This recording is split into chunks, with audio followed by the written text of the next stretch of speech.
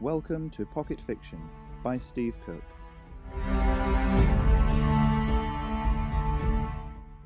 Poisonroot, Chapter 12, Lauren.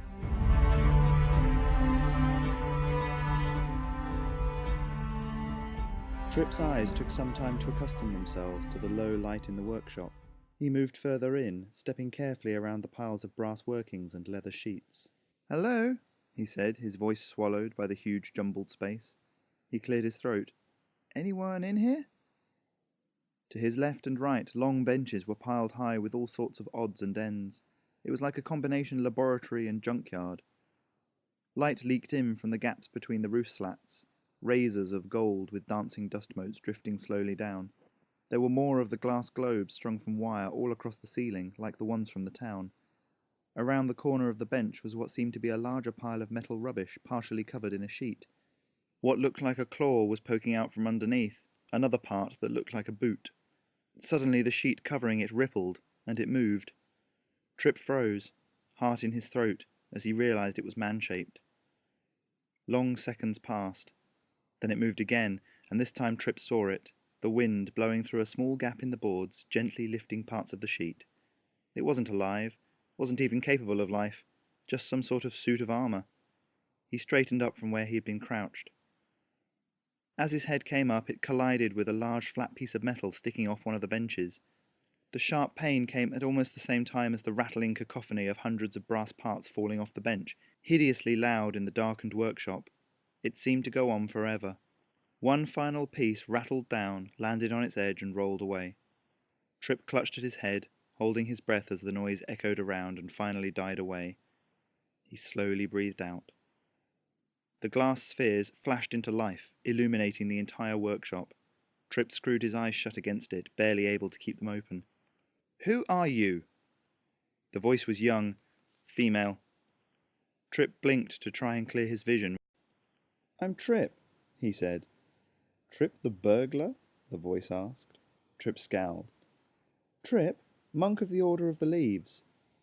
The person in front of him swam into focus, and, as he opened his mouth to ask another question, she smiled at him. "Well, Trip, monk of the Order of the Leaves, I'm Lauren, independent engineer."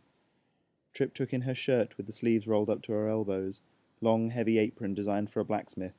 He watched as she put down the long bit of brass tubing she had been holding like a club. "You're a blacksmith?" She frowned. "Engineer? Didn't I just say that? What's an engineer?" "I make metal things that move on their own, I suppose you could say." She knelt, the apron draping on the ground, revealing trousers that looked to be more patch than original material. She began to pick up the pieces that had fallen, and Trip joined her. "Metal things that move? Like that suit of armor in the corner? Ah, so you noticed Pam." "Pam?" Lauren stood up, depositing her armful of brass things onto the work table, and strode over to the large object. With one tug, the sheet came away, revealing the rest of the armor. Shaped vaguely like a man sat down, it had long legs which ended in claws, each one longer than Trip's feet. The arms were different to each other, one shaped like an armored gauntlet holding what looked like a mace, the other ending in a large rounded stump of metal, something poking out from the middle of it. Lauren patted the body, which was shaped like a tapered barrel, easily large enough for Trip to fit inside. "She's a beauty, isn't she? Powered Agricultural Model 1, designed for a man to wear. It's for clearing fields, moving large trees, that kind of thing." "Trip, you in there?" called Victor from outside. Lauren whipped her head around at the noise, her ginger hair shining suddenly in the lamplight, then started to cover the machine back up. "Who's here with you?" "His name's Victor. He's someone who's taking me to Fenneca." She paused. "Was he rattling the door just now? I thought that was someone from the SIC. "I don't know. What's the SIC?" Lauren bit her lip and looked over at the door, then took her apron off and hung it on a hook. "Better let him in then," she said, opening the door. Trip trotted up next to her. As the door opened, Victor stepped back and placed one hand casually on the hilt of his sword. "Hello. You must be Victor," Lauren said with a bright smile. Victor narrowed his eyes at Trip. Suppose I must be," he rumbled. He straightened up and formed the semblance of a smile. "Sorry to disturb you, young lady. We was looking for Richard Mantleson." I'm guessing the years have fuddled my memory. We'll be on our way. Wait, Lauren said, and something in her voice made Trip look up at her. I suppose you'd better come in. She stood to one side to let them pass, then closed the door behind Victor. As Lauren led them over to a small carpeted area set up with armchairs and an open fire, Trip took a moment to have a proper look around. Huge constructs were hung from the ceilings, filling every empty space. Piles of plans for things that looked like animals, trees, a bird. Cups, mostly half full with some sort of brown liquid, piled up with wooden plates covered in food debris. The place was a mess. He stood awkwardly as Lauren swept a few shirts and a pair of boots off one of the armchairs. Sit, please, she said, then slumped down into the other chair without waiting for them. Trip looked at Victor. He raised his eyebrows and sat in the chair, so Trip sat cross-legged on the floor.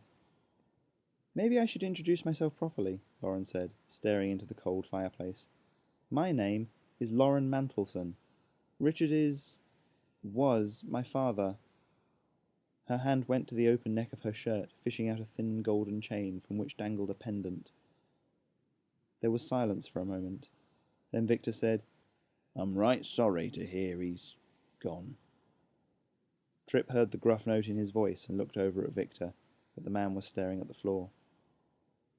These 3 years past, sir, Lauren said, smiling sadly. He spoke about you often, Victor, always with a sort of half-smile on his face. She began to play with a wisp of hair by her cheek. There wasn't much of a funeral.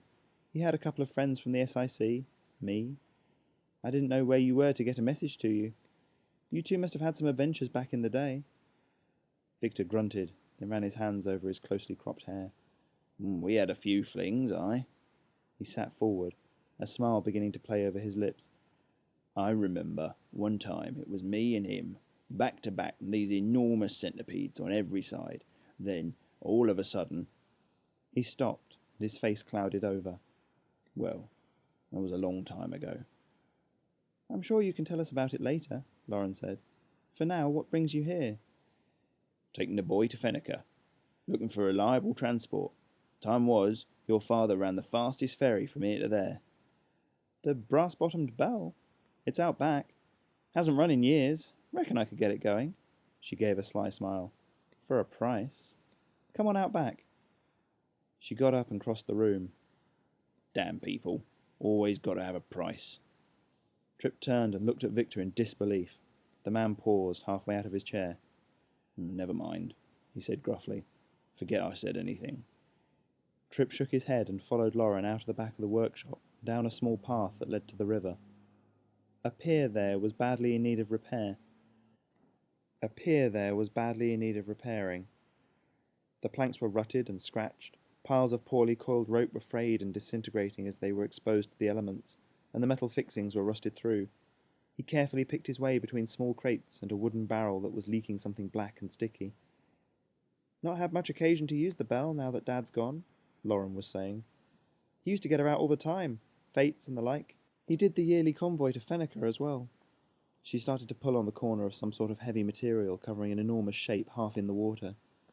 Seems like people don't want to ask me to do all that, though. I've offered, of course. Give me a hand, will you? Victor and Trip each grabbed a corner, and together the three of them pulled the fabric loose. As it slid onto the pier, Trip gasped as he saw what had lain beneath it. The Belle. Still beautiful after all those years, Victor murmured, equally amazed. It was an incredible sight. It was like a windmill and a boat had collided, the end result being made entirely of brass. It had some sort of bladed corkscrew at the front, half in the water, and a pair of large paddle wheels either side. A tall chimney stuck up roughly where the mast would be on a sailboat. The sides were sleek, lined with railings that were themselves works of art with fine scrollwork and brass-moulded statues. The whole thing was badly in need of a polish, it was true, but the sun glinted dully off its hull nonetheless. How long do you need to get her going? Victor asked. Lauren was already digging in a nearby toolbox. She looks better than I remember. Chances are she still runs. Give me a minute. She jumped on board, neatly vaulting the railing, and opened a small hatch in the deck. You travelled with her father? Trip asked, watching as she pulled bits of piping out and threw them over her shoulder. He was one of the finest engineers in the country. I don't have much fuss with engineers normally, boy, but Richard was different.